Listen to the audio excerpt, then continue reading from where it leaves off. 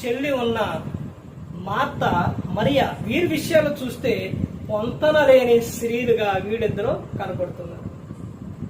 ఒక ఆమె ఏమో మరియ దేవుని పాదాలు చెంత క్రీస్తు మాటలు ఆమె వింటుంది, చక్కగా వింటుంది. మరి మార్తేమో ఆమె తొందరపడి వంట చేస్తూ నాకు సహాయం చేయలేదని గబగబా వచ్చేసి ప్రభువునే అడుగుతాడు, ప్రభు నీకు కొంచెమైనా చింత లేదా అని అడుగుతాడు. అప్పుడు ప్రభు చెప్పిన విషయం, మార్త నువ్వు అనేకమైన విషయాల్లో చింతపడుతున్నావు కానీ అవసరమైనది ఒక్కటే, అది మార్త ఎన్నుకుంది. అక్క చెల్లెల విషయాల్లో కూడా ఏముండాలి, పొంతనం ఉండాలి. ఆ విషయం ఆ మార్త వచ్చేసి, లేకపోతే అక్కడ వాక్యం విన్న తర్వాత లోపలికి వచ్చేసి జ్ఞానం కలిగిన ఆమె అయితే ఆ సిస్టర్తో ఆమెతో ఏమని చెబుతుందండి, నువ్వు దేవుని మాటలు వినడం మంచిదే, నేను కాదనట్లేదు, నాకు కూడా పనిలో కొంచెం సహాయం చేయమ్మా అని అడుగుతుంది. కానీ జ్ఞానం లేదు కాబట్టి ఆమె మార్త ఏం చేసింది, తొందరపడింది.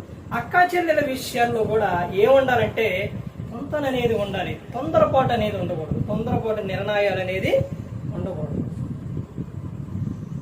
ప్రతి ఒక్క విషయంలో కూడా స్త్రీ ఏముండాలంటే జ్ఞానం కలిగి ఉండాలి, బంధువులని చూసే విధంలో జ్ఞానం కలిగి ఉండాలి, ఆ అత్తమామల విషయాల్లో జ్ఞానం కలిగి నడుచుకోవాలి, కుటుంబ సభ్యుల విషయంలో జ్ఞానం కలిగి నడుచుకోవాలి.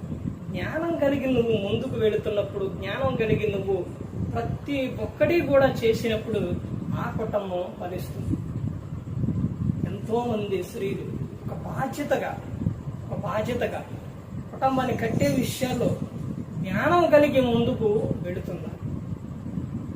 ప్రతి ఒక్కరు కూడా ఇది భర్తకు ఏం చెప్పాలి, నీ భర్తకు ఏం చెప్పాలి, వాక్యం చెప్పాలి. వాక్యం వింటున్నారు క్రైస్తవ స్త్రీలు, వాక్యం వింటున్నారు. నీ భర్తకు ఏం చెప్పాలి, నీ భర్త కోపడుతుంటే ఏమండి, వాక్యంలో ఏముందో తెలుసండి, కోపడకూడదో నేను చెప్తున్నానండి, కోపపడు కానీ పాపం చేయకూడదో నేను చెప్తున్నానండి. ఇప్పుడు మీరు ఒకవేళ కోపడుతుంటే ఆ కోపం ఏం చేస్తుందనంటే ప్రమాదానికి పోతుందండి, పాపం చేసే విధంగా పోతుందండి. కోపపడొద్దండి అని వారే చెబుతుంది. ప్రతి ఒక్క విషయంలో ఓర్పు కలిగి, దయ కలిగి, కరుణ కలిగి ఆ కుటుంబాన్ని కట్టుకుంటారు.